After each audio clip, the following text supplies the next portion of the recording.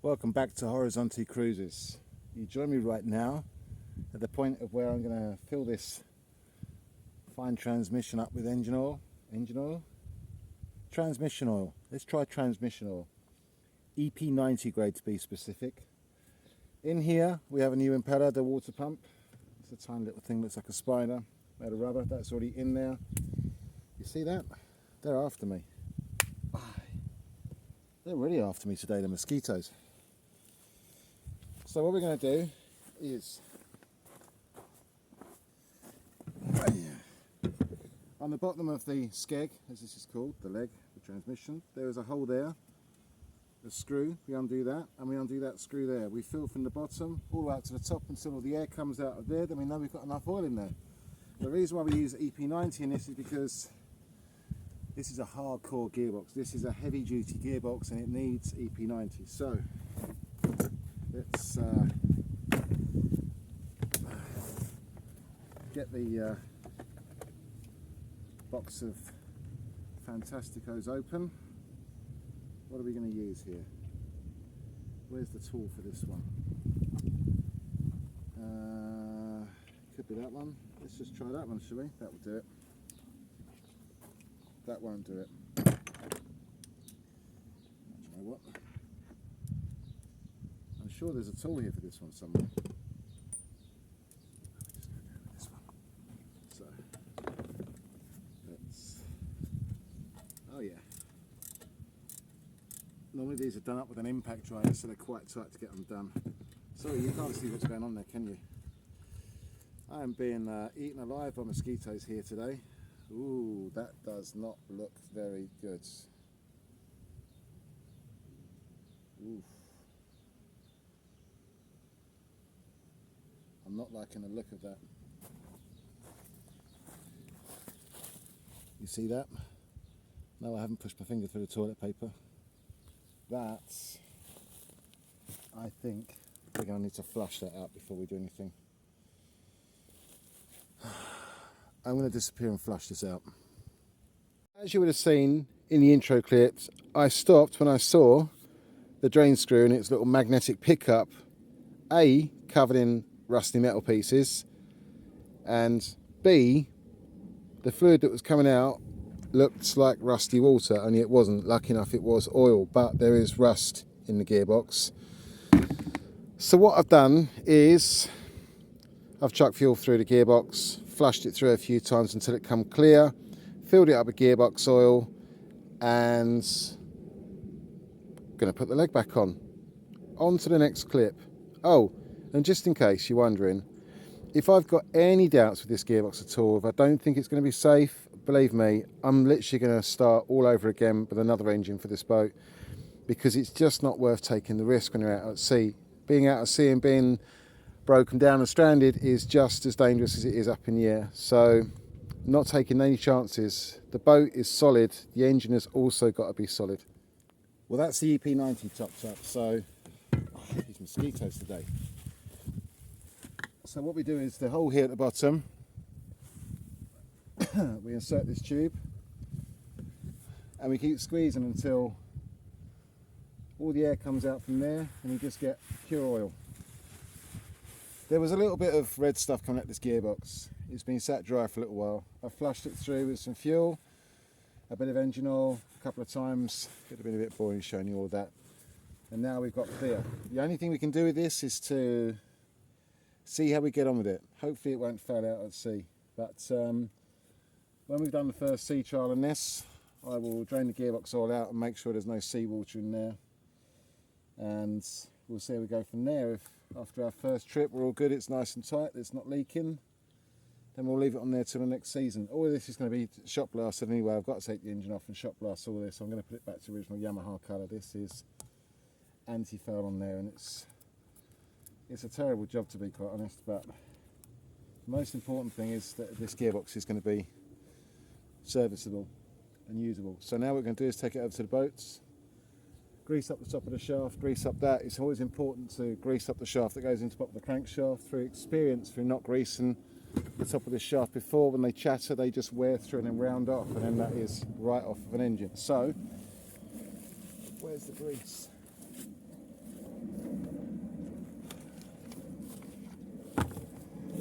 I've got some waterproof grease here. I'm going to stick that all the way over the end there. Make sure that's got plenty on there all the way around. Nice job. I'm also going to stick a little bit in there as well for the entrance for the tube for the water tube that goes into the top of the engine. So this is the drive shaft. This from the crankshaft drives the gearbox in there. We have forward, neutral and reverse. And that obviously spins the prop backs and forwards. The water comes in through these here, these bridges, they're called bridges. And when you're going along, the water is actually forced up there to a certain extent, and the pump just helps take it further up to the top of the engine. But this shaft spins, turns the impeller and also turns the gears. This here is what selects neutral, forward and reverse. So we are now ready. Let's just get it on, shall we? So as you can see, here we are at the back end, the business end. We've got to get this up into here whilst connecting with the tube inside there, the water tube, which is nice and clear. And also making sure that we get this gear change linkage also lined up. So without further ado, let's offer it up. There, that way.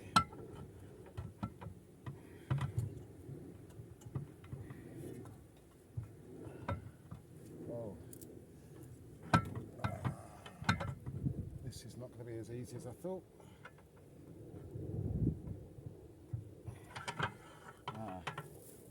Why is that way? That should be that way, that's why. Right, okay, let's try again. Do you know what? Let's just put loads of this stuff on the top, because I don't want this wearing out.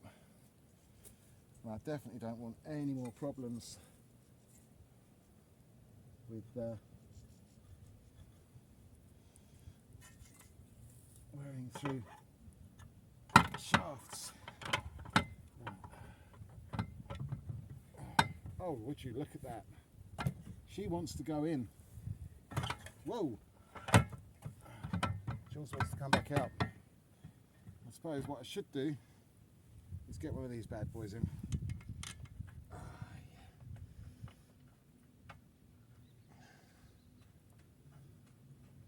Oh, this brings me back. Oh yeah. So what we've got to do now is to get all the bolts in evenly. A little bit of that grease on there as well to make sure that when it comes to next season, because you take the leg off every year to do the water pump.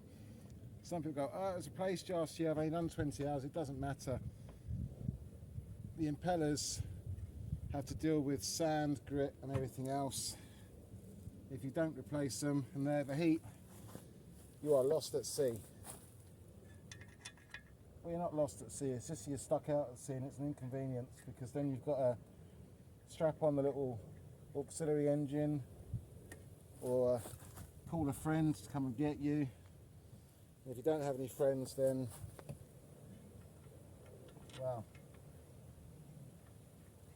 adios amigos. Horizonte cruise is getting one step closer. Look at that. Getting close to doing a chartered speedboat service. Oh yeah. Oh, we've got to connect that. That's got to come down to there. Let's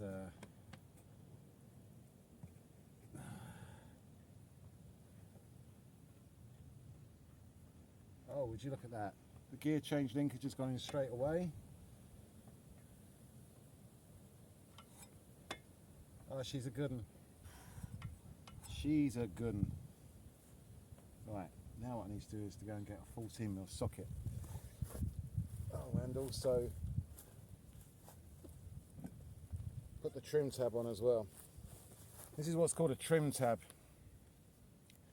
It's a sacrificial anode, as well as if you have any steering issues, like it steers off centre or wants to veer to one side or the other, you can adjust that with this little trim tab here. It sets the engine up so that... Is there a bolt in there? Oh, there is. Wow, my eyes are stinging. Should not have really touched my eyes. Oh, with my hands, gearbox oil. My eyes are on fire.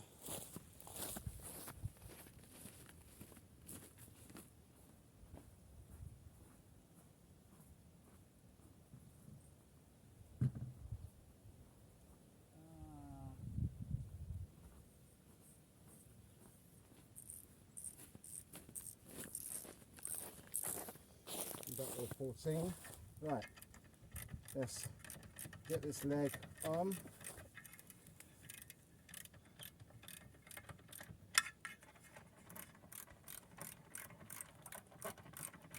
There's a lot to be said for Yamaha. They're a good engine actually, they're a good manufacturer. Suzuki, Mariner, as far as I'm concerned, they're the two best brands out there. Well, from my personal experience, they're the two best brands. Suzuki's come a long, long way. I used to work with the Suzuki main dealership, and Suzuki are quite good as well. The thing is they all suffer with corrosion. Doesn't matter how good you make these, they all suffer with corrosion once you get them in the sea.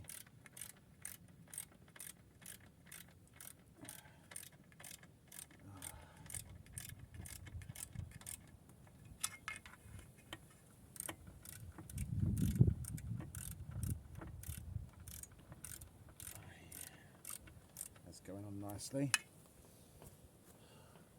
This is where I've got to prove it now that I've unseated the steering. Wow, that's gone a bit tougher than yesterday. I've put loads of lubricant down there. We've got to work some more on that. That's going to need some more WD-40 on that. It's on the staunching tube it runs down. There's a tube that runs down into the support bracket. It has nylon bushes in there, and if you don't grease them, they just seize up. And you get tough steering. This is why it's important not to just leave these things. These engines have to be serviced every year. You do a winterization and you put it to sleep for the winter, so you run it rich in two-stroke oil, you fog in oil, you basically overhaul the engine so that everything inside is covered with oil, two-stroke oil.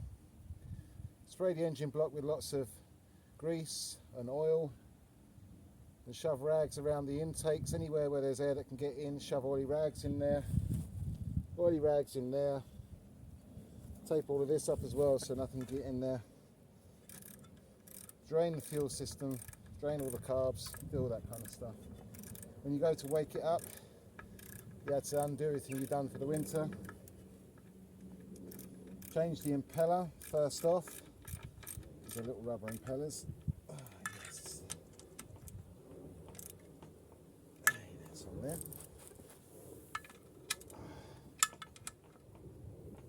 Yes. Now what we've got to do is the trim tab. I've got no idea where the trim tab is going to sit, what position it's going to sit, so we'll guess it at the moment. It's slightly to the right. Right, I need to go and get some more tools. Doors closing.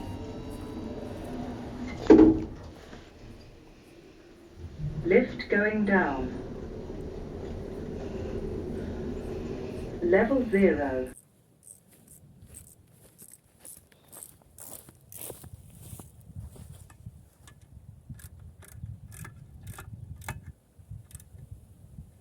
Oh, hang on.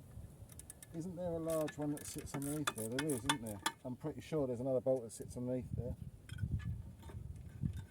I might be wrong, Ed. Ah, I was right. There is another one that sits underneath there, which would explain what this bad boy is at the back here. Ooh, that's hot. Yeah.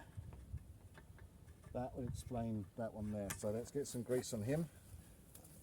And whack him up that hole.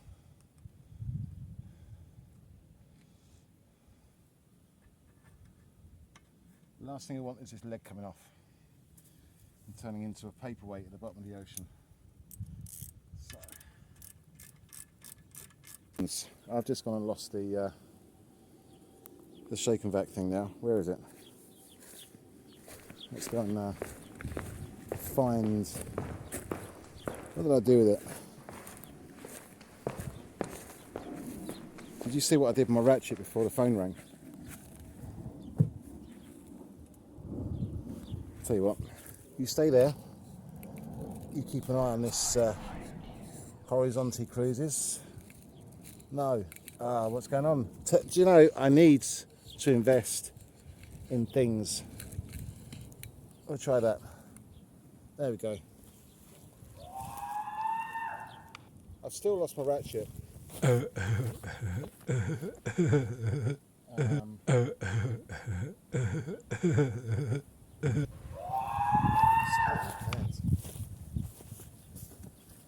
didn't put it there. Ah. It's where I left it. Oh my gosh. What have you been taking? It's not enough. Sacrificial trim tab. I'm going to get another one. Do you know, Amazon do so much stuff these days. I really hate using Amazon. I would rather go to a shop, but the problem is I'm in the middle of nowhere and the stuff that I need I can't always get on this island, so I have to buy from the devil occasionally. Sell my soul to Amazon. But I can get this on Amazon. I can get loads of stuff this on Amazon. Right. Okay. She's back on. Look at that.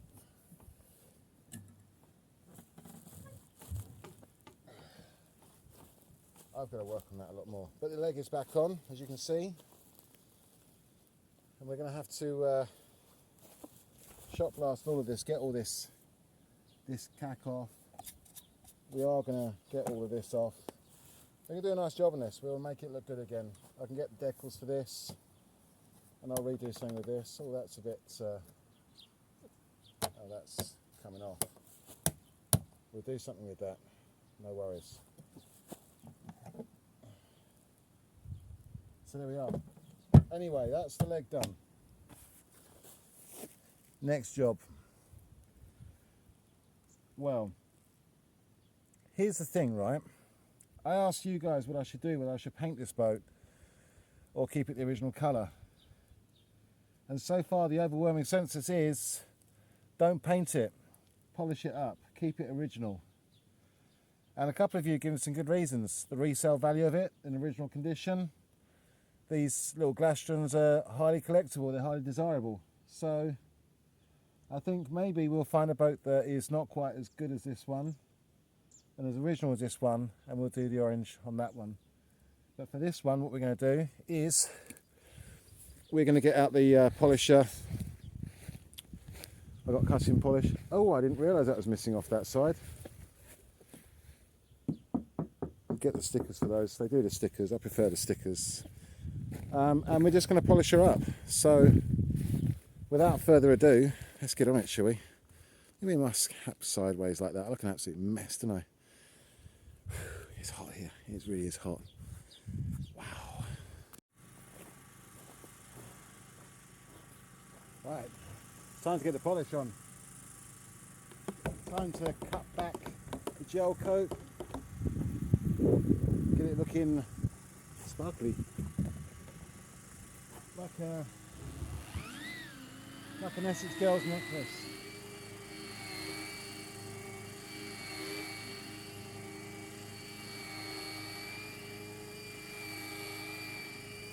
I actually see the difference already.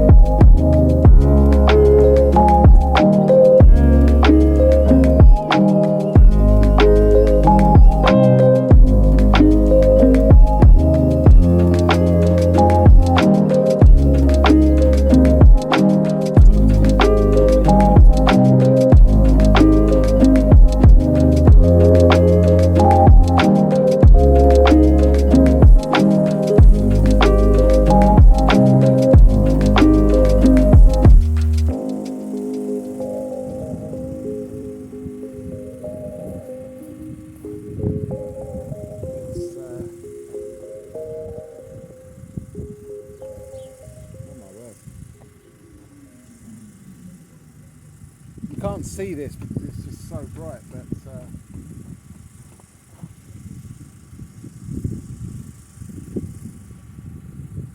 it's actually coming up really well.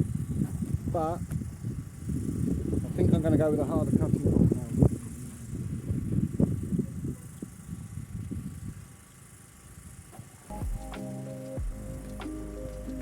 Yeah, I think it's time to hit it with the hard stuff.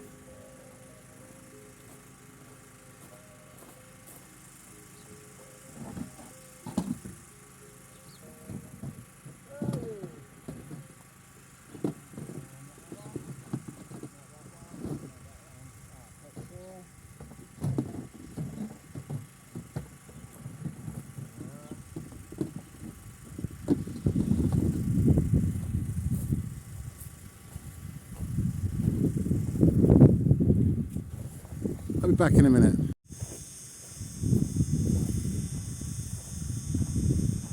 I'll give this a try. It says here, it's a pretty bold statement by Turtle Wax, red rubbing compound restores all heavily faded paintwork. Alright, let's see, shall we? Oh, that's lovely.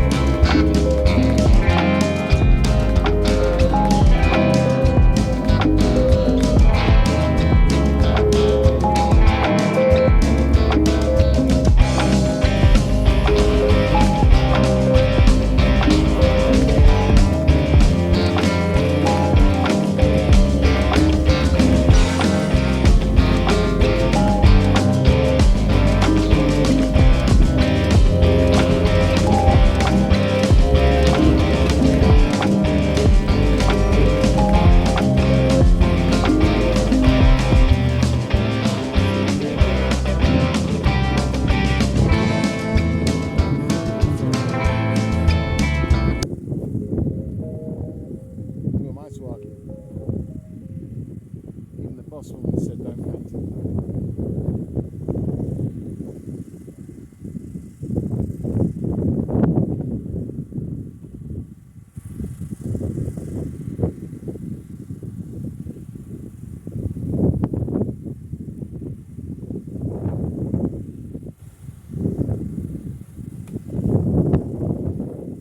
It's actually not too bad.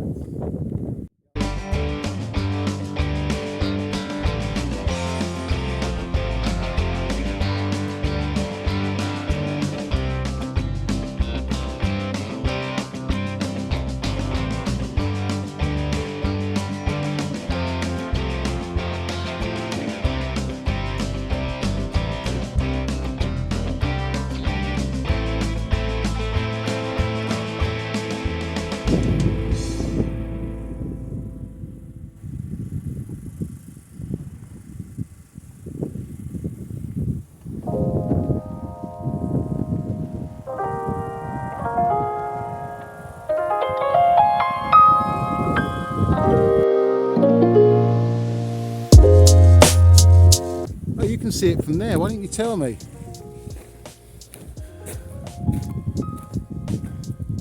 Before, after. There's a little bit of reflection off that, maybe. No, it's no good. We'll have to do the shot later on when it's not so blaringly sunny. Continuing with the turtle wax, because I'll be honest with you, it's doing a good job actually. Still there's more to do. Anyone wants to polish a boat, earn a bit of money polishing a boat, come and see me. I've got one just here for you to do. Well, I don't put my feet up and nice and relax. But yeah, the turtle wax red rubbing compound restores all heavily faded paintwork. I have to agree that it's doing this fiberglass boat pretty well. Look at the state of this mopper top on the top here. Look at the state of this. I look worse than that mad professor guy. Professor Nutbutter or whatever his name was. I'm actually kind of glad now that I'm not going to be repainting it, because the gel coat on this is really good. I mean, look at the shine on that. And that's just with one pass and some rubbing compound. It's come up really, really nice. This gel coat's in incredibly good condition. In fact, it's come up better than what I expected it to. It's going to be a cheap one, this. Honestly, I think this will be the cheapest boat I've ever done. All I've got to do is get carpet seats, do the trim on the inside. I'll get the guy in Euro to do that. Get the engine off, get it cleaned up, respray it. Engine runs really well. I've got to wire up the electrics so it charges the battery, put a bilge pump in. I've got green carpet to go in there, keeping in with the original. Well, after an afternoon of polishing, look at that. Look at the shine on her, she's beautiful. That gel coat, I'm so glad that I didn't paint it. We'll find another project to do it, but look at that. And more importantly, the old Yamaha 40, the mighty 40. Woo! Look at that.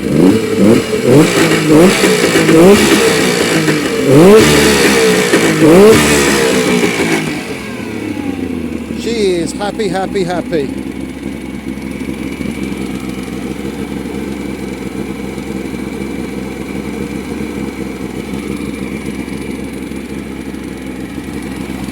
Water at the back nicely as well there.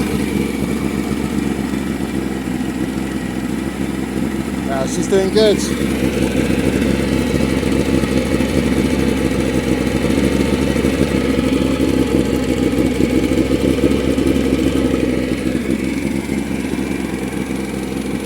I'm really pleased with that.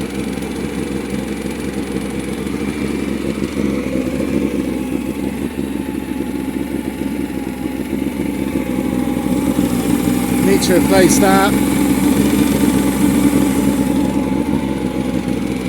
I would say that engine's not done many hours. She sounds very tight.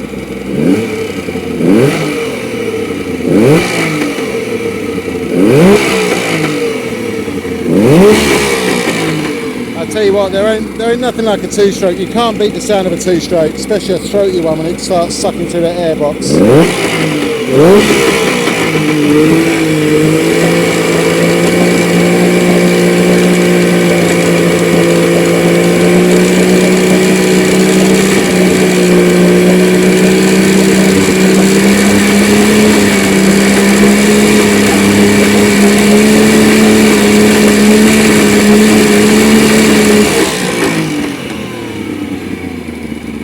Get the carbs off and clean them out anyway, because I know that they're going to have some gunk in them.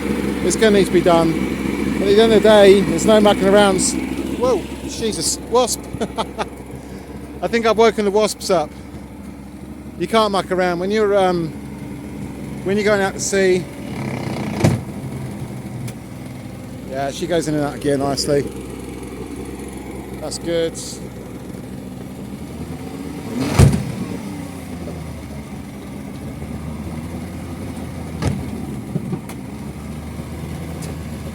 I need to bolt that controller back in.